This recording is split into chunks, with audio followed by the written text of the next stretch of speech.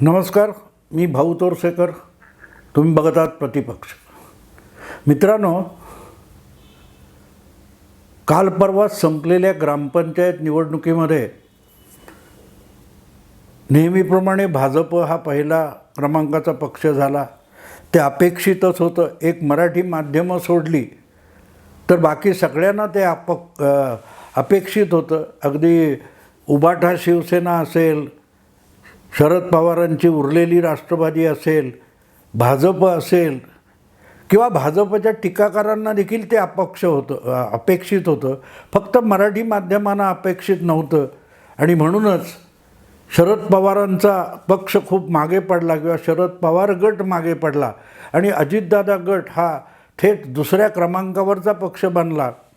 याचं सूतक मराठी माध्यमांना लागलं असलं तरी प्रत्येकाला असंच होणार याची खात्री होती. आपण जो उद्धव ठाकरे आणि सुप्रिया सुळे यांच्याविषयी सहानुभूतीचा एवढा मोठा बुडबुडा फुगवलेला आहे, तो पार तोंडघशी पडणार आणि फुटणार हे अगदी मराठी माध्यमांनासुद्धा माहिती होतं. पण खाल्ल्या मिठाला जागावं लागतं म्हणूनच तो सहानुभूतीचा फुगा आणखीन फुगवला जात होता. भाजपला इतकं मोठं यश मिळालं हे सांगण्याची लाज वाटत असल्यामुळे मग इतर गोष्टीकडे लक्ष वळवलं जात होतं. पण शरद पवारांचा पराभव झाला आणि तो त्यांच्या पुतण्याकडून झाला. लक्षात ठेवा, मी भाजपकडून झाला, शरद पवारांचा पराभव भाजपकडून झाला असं बिलकुल म्हटलेलं नाही. कारण ही निवडणूक ही भाजप राष्ट्रवादीला हरवणं अशी नव्हती, तर ही निवडणूक अजितदादांनी राष्ट्रवादी काँग्रेस किंवा शरद पवार यांचं नेतृत्व झुगारल्यानंतरची पहिली निवडणूक होती. आणि शरद पवारांना आपल्या तळहाताच्या रेषेप्रमाणे महाराष्ट्र माहिती आहे असं म्हणणारे जे सगळे दिवटे आहेत त्यांना चपराक हाणणारा निकाल आला. या दृष्टीने जर बघितलं तर एक गोष्ट लक्षात येतं की शरद पवारांच्या हातावर कुठल्या रेषा आहेत ह्या शरद पवारांनासुद्धा माहिती नसतील, पण त्यांच्या सगळ्या चमच्यांना आणि कुडमुड्या ज्योतिषांना माहिती असतात. पण जे शरद पवार सांगत होते की महाराष्ट्रातलं वारं बदलते, राजकीय वारं बदलते, राजकीय दिशा बदलते, ते शरद पवार दणक्यात पराभूत झाले आणि आपल्या पुतण्याकडून पराभूत झाले. ही जी वस्तुस्थिती आहे ती कथन करताना मराठी माध्यमातल्या पवार चमच्यांना दुःख झालं तर नवल नव्हतं. पण खुद्द असे अनेक पराभव शरद पवारांनी यापूर्वी पचवलेले आहेत. त्यांच्यासाठी काही नवीन नाही आहे. मी पवारांच्यावर कडाडून टीका करणारा पत्रकार असलो तरीही पवारांच्या गुणवत्तेला आणि कर्तृत्वाला मी कधीही कमी लेखलेलं नाही.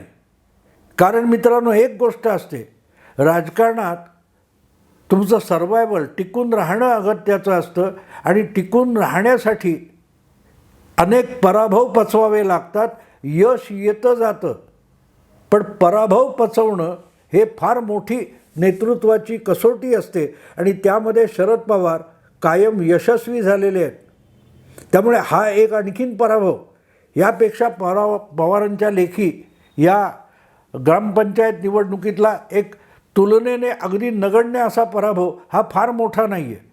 पण हा पहिला पराभव असा आहे की जो पवार परिवारातल्या कोणा दुसऱ्या पिढीतल्या तरुण नेत्याने आपल्या काकाचा पराभव केला आहे, ही वस्तुस्थिती आहे. आणि म्हणूनच सगळ्यांचं अगदी पवारप्रेमी जे लोक आहेत त्यांना दुःख होणं स्वाभाविक असलं तरीही पवारांनी जी एक बाजी मारली आहे ती त्याच्या चमच्यांनी सांगू नये याचा मला खेद होतो. बाकी काही असेल, पण पवार ज्या प्रकारचं राजकारण गेल्या 5-6 दशकामध्ये करत आले त्या दृष्टिकोनातून जर या ग्रामपंचायत निवडणुकीकडे बघितलं तर पवारांनी परत एकदा मोठं यश मिळवलं आहे हे मान्य करावंच लागेल. कारण पवारांचं तुम्ही गेल्या 5-6 दशकातलं राजकारण बारकाईने अभ्यासलं तर पवारांनी कधीही आपला पक्ष, ते ज्या पक्षात असतील तो पक्ष, आपली संघटना ही मोठी करण्याचा प्रयत्न केला नाही. आपल्या लोकप्रियतेचा किंवा राजकारणाचा पाया विस्तारित करण्याचा प्रयत्न केला नाही. आपलं काही घडवणं यासाठी पवारांनी कधी फारसे प्रयत्न केले नाहीत, पण इतर पक्षांचं नुकसान करण्याकडे पवारांचा सातत्याने कल राहिलेला आहे. मग हे पक्ष, जे कोणी इतर पक्ष असतील, ते पवारांचे मित्र असोत की शत्रू असोत, पण दुसऱ्या कुठल्याही पक्षाचं सतत नुकसान करत राहणं, त्यांचे डाव बिघडवणं, त्यांच्या यशाला अपशकुन करणं, यासाठीच शरद पवार कायम राजकारण करत आले. आणि त्यातून अनेकदा शरद पवार स्वतः ज्या पक्षात असतात त्याही पक्षाला पवारांनी सोडलेलं नाही.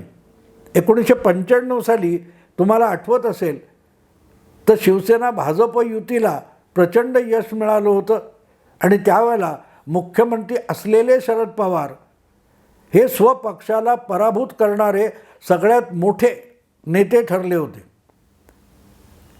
ज्या काँग्रेसमध्ये जाऊन शरद पवारांनी मुख्यमंत्रीपद मिळवलं होतं आणि ते कसं बसं 2090च्या निवडणुकीत टिकवलेलं होतं. त्याच काँग्रेसचं 1995च्या विधानसभा निवडणुकीत शरद पवारांनी पुरतं वाटोळं करून टाकलं. त्यामध्ये विलासराव देशमुख यांच्यासारखा ज्येष्ठ काँग्रेस नेता आपल्या बालेकिल्ल्यात म्हणजे लातूरमध्ये सुद्धा पराभूत झाला होता.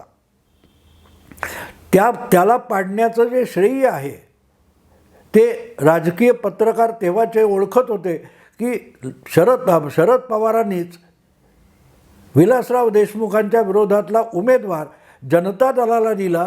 स्वपक्षातर्फे विलासरावांना उमेदवार केलं होतं, पण विरोधातला उमेदवार शरद पवारांनी जनता दलाला दिला आणि विलासराव आपल्या बालेकिल्ल्यात पराभूत झाले होते.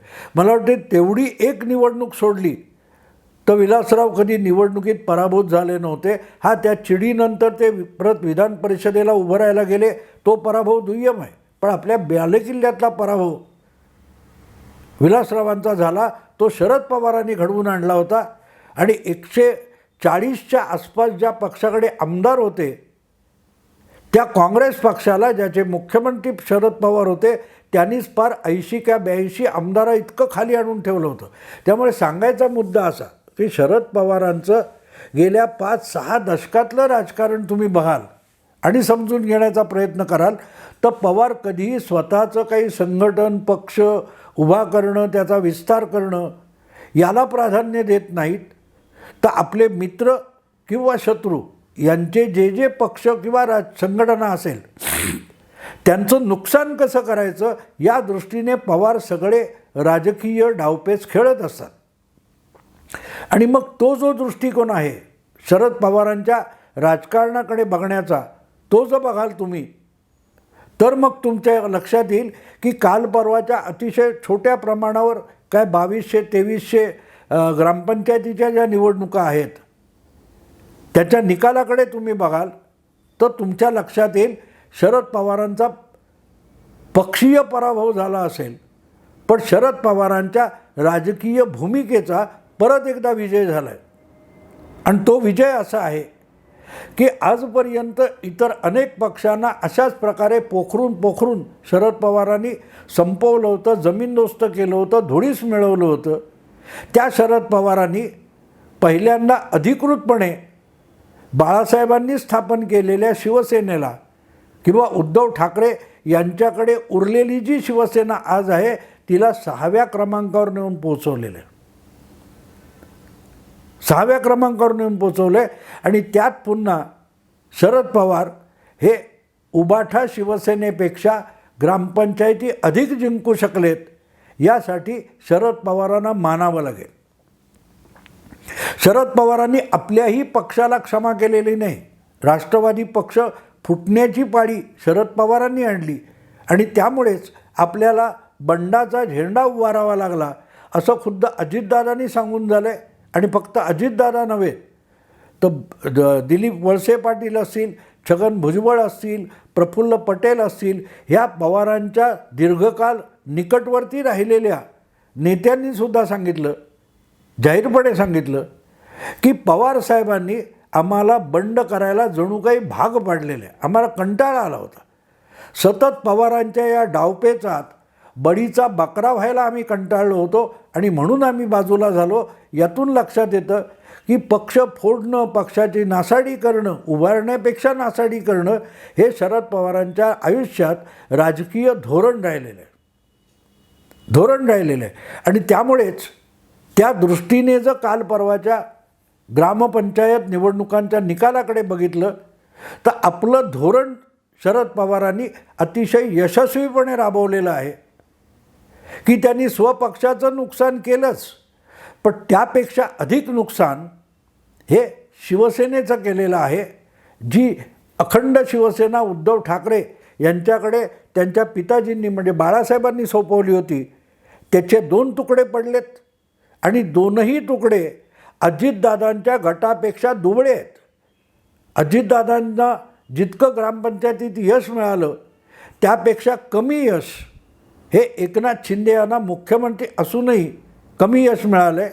आणि दुसरीकडे ओरिजिनल पक्ष आपल्याकडेच आहे असं दावा करणारे शरद पवार, सुप्रियाताई आणि उद्धव ठाकरे यांच्याही दोन्ही पक्षांना जर तुलनेत बघितलं तर तिथे शरद पवार यांचा गट मोठा राहिला आहे आणि उद्धव ठाकरे यांचा गट आणखीन छोटा झाला आहे. त्यामुळे एक गोष्ट विसरून चालणार नाही, शरद पवारांनी आपल्या पक्षाचा पराभव घडला तरी आपल्या धोरणांचा विजय केला आहे. आणि म्हणजे धोरण म्हणजे काय, मला वाटते 2-2.5 वर्षापूर्वी केव्हा तरी एका व्हिडिओत, हिंदी व्हिडिओमध्ये सांगितलं होतं, शरद पवार हे महाराष्ट्राच्या राजकारणातले बर्मुडा ट्रायंगल आहेत. तो अमेरिकेच्या कॅरिबियन बेटांजवळ एक कुठे बर्मुडा त्रिकोण, बर्मुडा ट्रायंगल म्हणतात, की त्याच्या जवळपास गेलेली विमानं, त्याच्या जवळपास गेलेली जहाजं कुठल्या कुठे गायब होतात, अंतर्धान पावतात, त्यांचं नामोनिशाण शिल्लक उरत नाही. गेल्या 30-40 वर्षामध्ये शरद पवारांचं महाराष्ट्रातलं राजकारण बघितलं तर त्यांच्या जवळ गेलेले पक्ष एक एक करून नष्टप्राय झाले. त्यांच्याशी मैत्री करणारे, त्यांच्याशी भांडण करणारे, पण कुठल्या ना कुठल्या पक्षाची पुरती नासाडी करून टाकणं हे शरद पवारांचं राजकारणातलं बहुमोल धोरण राहिलेलं आहे. आणि मग तो दृष्टिकोन जर बघितला तुम्ही तर तुमच्या लक्षात येतं की अजितदादांनी राष्ट्रवादी वाचवली असं म्हणता येईल, पण त्याच वेळेला शरद पवारांनी बाळासाहेबांची शिवसेना ही जवळपास नामशेष करून टाकलेली आहे. आता एकनाथ शिंदे किती वाचवू शकतात ते दिसेल, कारण आताच्याही ग्रामपंचायत निवडणुकीमध्ये उद्धव ठाकरे यांना जितक्या ग्रामपंचायती जिंकता आल्या त्याच्या दुपटीपेक्षा अधिक एकनाथ शिंदे यांनी ग्रामपंचायती जिंकलेल्या आहेत. आणि त्या जिंकले आहेत त्याचा आकडा बघितला तर मान्य करावं लागतं की एकनाथ शिंदे यांनी 1.5 वर्षापूर्वी जे बंड केलं ते खरोखरच शिवसेना वाचवण्यासाठी होतं. कारण शरद पवारांच्या आहारी गेलेले उद्धव ठाकरे हे आपल्या पित्याने स्थापन केलेली, जोपासलेली, वाढवलेली शिवसेना नामशेष करून टाकण्यासाठी कटिबद्ध झाले होते. आणि जितकं शरद पवार एकत्रित शिवसेनेचं नुकसान करायला बघत होते त्यापासून शिवसेना वाचवण्याचं काम एकनाथ शिंदे यांनी यशस्वीरित्या केलं. आणि आत्ताने मला वाटते वर्षभरापूर्वी केव्हा तरी अशा 4-5 हजार ग्रामपंचायतीच्या निवडणुका झाल्या होत्या, त्यामध्ये सुद्धा एकनाथ शिंदे यांच्या गटाला, तेव्हा गट होता, आता तो पक्ष झालेला आहे, त्या गटाला अधिक जागा मिळाल्या होत्या आणि उद्धव ठाकरेंना तेवढं यश मिळवता आलं नव्हतं. मुद्दा इतकाच मित्रांनो की शरद पवारांनी ज्या वेळेला 2019मध्ये महाविकास आघाडीचा डाव टाकला आणि त्या जाळ्यामध्ये उद्धव ठाकरे अलगद येऊन फसले, तेव्हाचं जे शरद पवारांचं उद्दिष्ट होतं त्यामध्ये शरद पवार हे कमालीचे यशस्वी झालेत. कारण त्यांनी बाळासाहेबांनी आपल्या पुत्राकडे सोपवलेली जी शिवसेना किंवा जो राजकीय पक्ष होता तो जवळपास नामशेष करून टाकलेला आहे. उद्धव ठाकरे यांच्याकडे आता पित्याचं नाव उरलं आहे, उद्धव बाळासाहेब ठाकरे हे नाव उरलं आहे, पण बाळासाहेबांची जी शिवसेना होती ती आज उद्धव ठाकरे यांच्याकडे उरलेली नाही. जो काय त्यातला मोठा बल्क आहे तो एकनाथ शिंदेमुळे शिल्लक आहे. आणि त्यामुळे शरद पवारांचं जे दीर्घकालीन धोरण आहे ते पुन्हा एकदा यशस्वी ठरलं हे मान्य करावंच लागेल.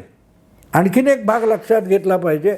या सगळ्या प्रयत्नातून शरद पवार यांनी उद्धव ठाकरेंना परत एकदा दाखवून दिलं की पराभवात सुद्धा माझा पक्ष हा तुमचा मोठा भाऊ आहे.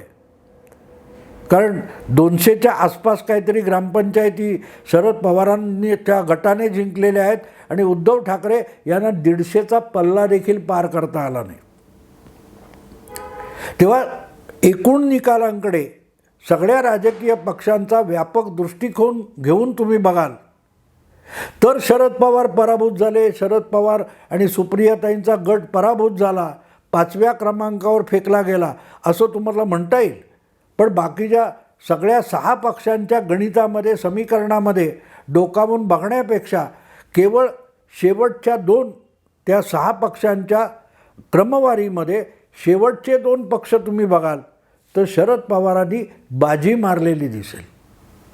त्यांनी आपला गट हा कमीत कमी उद्धव ठाकरे यांच्या उबाठा शिवसेनेपेक्षा ताकदीने अधिक असावा, अधिक ग्रामपंचायतीत जिंकलेला दिसावा यासाठी प्रयत्न केले आणि त्यात ते यशस्वी ठरलेत. आणि म्हणून राजकारण जेव्हा समजून घेतो आपण तेव्हा फक्त हा पक्ष जिंकला, तो पक्ष हरला एवढ्यावर थांबून चालत नाही. तर प्रत्येक पक्षाची भूमिका काय, त्याची वेगवेगळ्या काळातली राजकीय धोरणं काय राहिली, त्या पक्षाचा राजकीय इतिहास आणि राजकीय वाटचाल कशी आहे, मग तो पक्ष असो किंवा नेता असो, त्याची वेगवेगळ्या कालखंडातली वाटचाल याचासुद्धा राजकारण समजून घेताना अभ्यास करावा लागतो. आणि तो अभ्यास केला तर मग शरद पवारांचं धोरण हे आपलं काही उभं करण्यापेक्षा दुसऱ्याने काही उभं केलं असेल तर त्याची पडझड करणं, त्याची नासाडी करणं हे शरद पवारांचं कायमस्वरूपी राजकीय धोरण राहिलेलं आहे. आणि ते धोरण परत एकदा या छोट्याशा 2200-2300 ग्रामपंचायतीच्या निवडणुकांमध्ये शरद पवारांनी यशस्वी करून दाखवले. शरद पवार उगाच सांगत नाहीत की मी म्हातारा झालो का, मी निवृत्त होण्याची लोकांना घाई का आहे, मी बिलकुल म्हातारा झालेला नाही, आजसुद्धा मी पूर्वीच्या जिद्दीने राजकारण खेळू शकतो. तेव्हा राजकारण पवारसाहेब कुठलं खेळू इच्छितात हे आपण समजून घेतलं पाहिजे. वरकरणी तुम्ही म्हणाल हा पवारांचा गट हा 5व्या क्रमांकावर गेला, पण तो तुमचा दृष्टिकोन आहे, पवारांचा दृष्टिकोन नाही आहे. पवारांचा दृष्टिकोन हा नासाडी करणारा आहे आणि नासाडी करताना स्वपक्ष नव्हे तर मित्रपक्ष आणि शत्रुपक्ष कोणाची ना कोणाची नासाडी करणं. कधीकाळी राज्यात 2ऱ्या क्रमांकाचा असलेला शेतकरी कामगार पक्ष आता जवळपास नामशेष झाला आहे. रिपब्लिकन पक्ष संपला आहे, जनता दल नावाला उरलेला नाही. रिपब्लिकन पक्षाचे तर इतके गट झालेत की त्याची मोजदाद करता येत नाही, इतका तो दुबळा होऊन गेलेला आहे. पण शरद पवार राजकारणात टिकून आहेत आणि टिकून राहून त्यांनी गाजवलेलं कर्तृत्व कुठलं आहे तर सलग 30-40 वर्ष कुठल्या ना कुठल्या राजकीय पक्ष किंवा संघटना यांची नासाडी शरद पवार करून दाखवत आलेत. आणि आत्ताच्या सुद्धा या छोट्याशा 2200-2300 ग्रामपंचायतीच्या निवडणुकीत पवारांनी अनेक पक्षांची नासाडी करून दाखवली आहे. विधानसभेला 2ऱ्या क्रमांकावर असलेली एकत्रित शिवसेना ही आत्ताच्या या निवडणुकांमध्ये ग्रामपंचायतीच्या एकनाथ शिंदेंचा गट 4थ्या क्रमांकावर आणि उद्धव ठाकरेंचा गट 6व्या क्रमांकावर आहे. काँग्रेस 3ऱ्या क्रमांकावर आली आहे. शरद पवारांची राष्ट्रवादी मागे पडली असली तरी अजितदादांची राष्ट्रवादी ही 2ऱ्या क्रमांकावर आहे. आणि पवार हे व्यक्तिनिरपेक्ष कसे आहेत बघा. आपला गट म्हणजे आपल्या लाडक्या कन्येसाठी आपण दिलेला वारसा आहे. त्या गटाला सुद्धा खुद्द बारामतीमध्ये नामशेष करण्यापर्यंत शरद पवारांनी मजल मारली असेल तर आपण त्यांचं कौतुक करावं लागेल. शरद पवारांनी परत एकदा आपल्या राजकीय भूमिका आणि राजकीय दीर्घकालीन धोरणानुसार मोठी बाजी मारली हे मान्य करावं लागतं. कारण त्यांनी अनेक पक्षांना म्हणजे शिंदे गट असेल, अजितदादा गट असेल, उद्धव गट असेल, या 3 पक्षांना जबरदस्त तडाखा दिला आहे आणि महाराष्ट्रात खालून 2रा क्रमांक मिळवला आहे. पण तरीही उद्धव ठाकरे ज्यांच्याविषयी जनमानसात प्रचंड सहानुभूती आहे त्यांनाही 6व्या क्रमांकावर ढकलले. पवार समजून घ्या मित्रांनो. तर मी काय म्हणतोय ते लक्षात येईल. पराभवात सुद्धा पवारसाहेबांनी मोठी बाजी मारली. मित्रांनो, आत्ता इथे थांबतो. आवडलं लाईक करा, शेअर करा, सबस्क्राईब करा. नमस्कार.